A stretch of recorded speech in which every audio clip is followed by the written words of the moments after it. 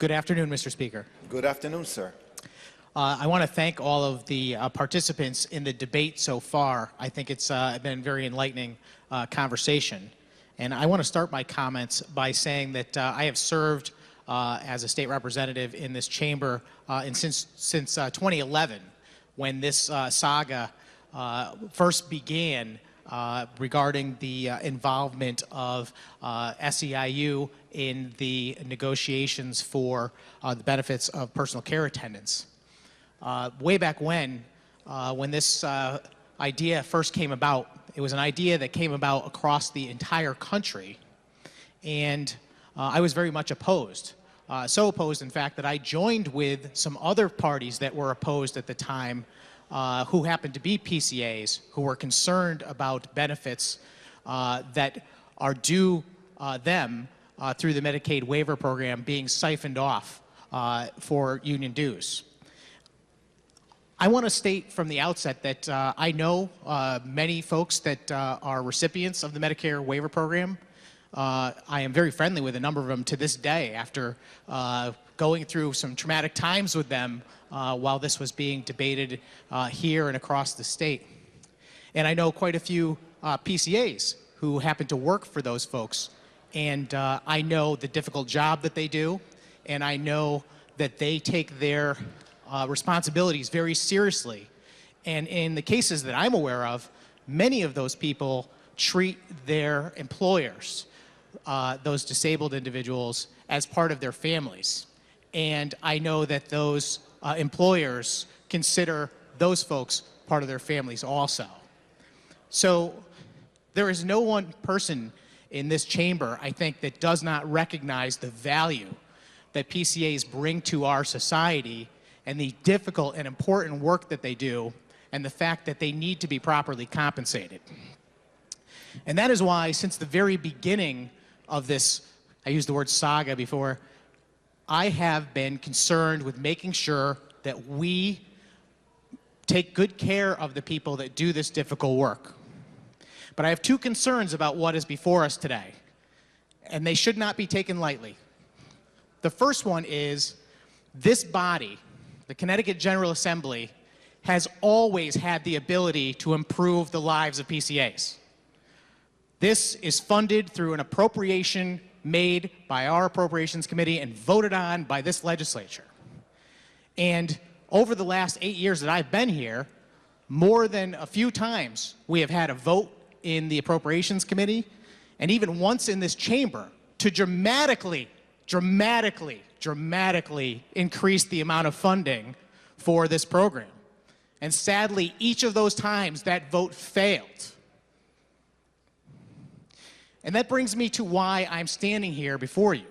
It's a very difficult situation for me because I do see the positive in the agreement that's before us, which is that some PCAs are certainly going to benefit from increased wages based on the agreement that's before us. But my original concern still remains, which is that there was no need for this body to transfer our own responsibility to properly fund this program to a union to collectively bargain on behalf of PCAs. I'll just reiterate a couple of things that were said about the notion of this arrangement anyway. Personal care attendants are employed by individuals, and typically those people are disabled or otherwise eligible for the Medicare waiver program. They are not state employees. They have nothing in common with each other than the type of work they do. They are not eligible to be unionized in any stretch of the imagination. The only reason this was achieved was simply because it was an opportunity for this organization to insert themselves in between funding that comes from this building and the federal government and those people. And I will remind everyone here today, I know it was asked a whole bunch of times, how much money is the union making on this arrangement? And we still don't have an answer, which shocks me that we could be here voting on this when we don't have an answer to that simple question. But I did the math. It's $45 we heard times the number of PCAs, 13,000 give or take. So that's 650, 700,000. I don't really know how much. But that money, that $700,000, every cent of it should be going to PCAs and not to some unnecessary third party. There are a number of people that have stood up in this chamber in favor of this proposal. But I would remind them that they should go back and look to 2013, when in this chamber we had a vote on House Bill 5312. It was LCO 3674. I would go look it up.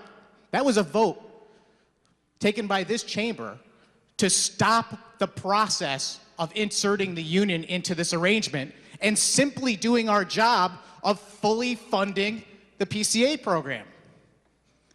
That would have generated $15 million more money into the program all the way back in 2013. That would have improved wages. The next thing you should do after you look it up is you should look at the vote. And you should see who supported increasing wages for PCAs and who supported the union. That's what this is about. I want to see us take our responsibility in this building to properly fund the responsibilities of the state. We have loads of bills swirling about this building about how to fund fire schools and whether or not we're going to have tolls, things like this, that we are suddenly talking about shifting outside of this building because it would be too complicated and too difficult for us to do it here to prioritize our budget issues. We need to stop that. We have a responsibility. We were elected to come up with a list of priorities and fund them. The result of this bill has a positive, that certain people will benefit. And for that, I am very pleased. And I will tell you, I would never be a no vote to stop that from happening. However, I am going to vote no because I'm confident this bill is going to pass. And my no vote is to object to the process that brought us here.